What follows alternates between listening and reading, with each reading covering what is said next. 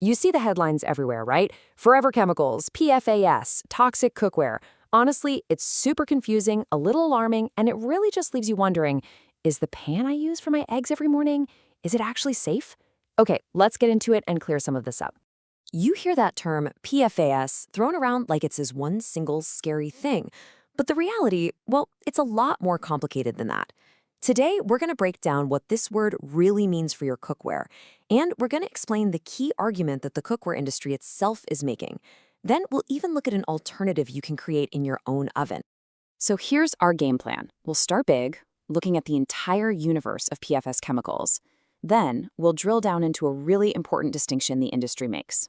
From there, we'll look at the specific case for cookware, check out a DIY non-stick method, and wrap it all up with the key takeaways you really need to know.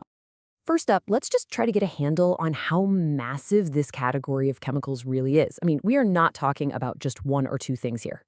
Yeah, look at that number. The term PFAS, which by the way stands for per and polyfluoroalkyl substances, is this giant umbrella, and underneath it, more than 12,000 individual chemicals. So it's no wonder there's so much confusion out there. It's a massive, incredibly diverse family. But here's where it gets really interesting. Even though that family is huge, the number of chemicals actually in commercial use is just a tiny little slice of the pie, only around 5%.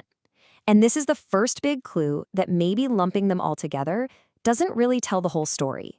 This idea of separating them, that's the key to the industry's whole argument. And that brings us right to the central point from our source material, the Cookware and Bakeware Alliance. Their entire position is that if you want to understand this topic, you have to know that not all PFAS are created equal, not even close. This slide shows you exactly how they see it. They propose splitting this giant family into two fundamentally different groups. You've got your non-polymers, which they call fluorochemicals, and your polymers, which they call fluoropolymers. Honestly, this one distinction is everything to their case. So what's the actual difference? Well, think of it like this. Polymers are like long, heavy chains. They're big, they're solid, they're stable molecules that don't really break down or move around easily. Non-polymers, on the other hand, are like the individual links from that chain. They're smaller, less stable, and, this is crucial, some of them can dissolve in water.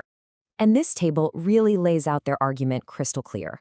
They classify those non-polymeric fluorochemicals, the little guys, as water-soluble, able to move around in the environment, and yeah, they're the ones often called a PFAS of concern.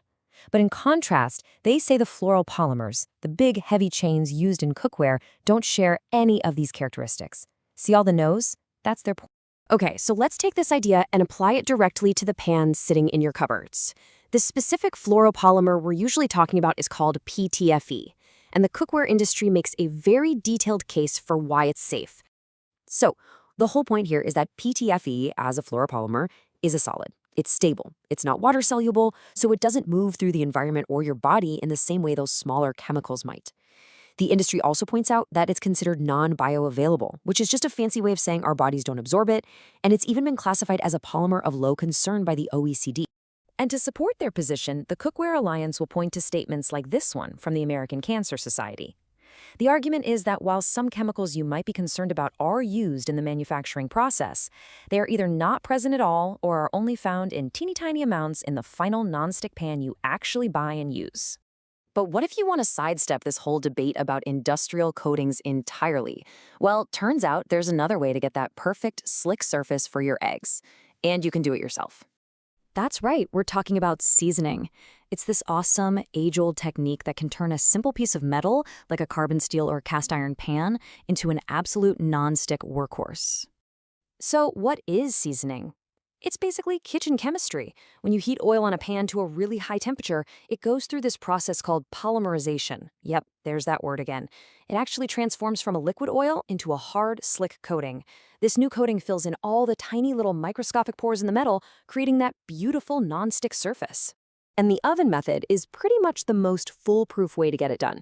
You just wash and dry the pan, put on a super thin layer of oil, and the key is to then wipe it so it looks dry. You're just leaving a microscopic film. Then you bake it upside down in a hot oven for an hour, let it cool, and if you repeat that process a few times, you'll get an even better nonstick surface. All right, we've covered a ton of ground, from big picture industrial chemistry all the way down to science you can do in your own kitchen. Let's boil it all down to the most important points to remember. So let's recap the 4 big ideas. First, PFAS isn't one thing. It's a huge family of chemicals. Second, the cookware industry's whole argument for safety rests on separating that family into 2 groups, the mobile non-polymers and the stable solid polymers like the PTFE in your pan. And finally, you always have another choice. You can create your own amazing non-stick surface at home just by seasoning a pan. So we'll leave you with this thought. Understanding the difference between a giant, messy category of chemicals and one specific, stable material, well, it's pretty key. So with this new perspective, how does it change the way you look at the tools you use to cook with every single day?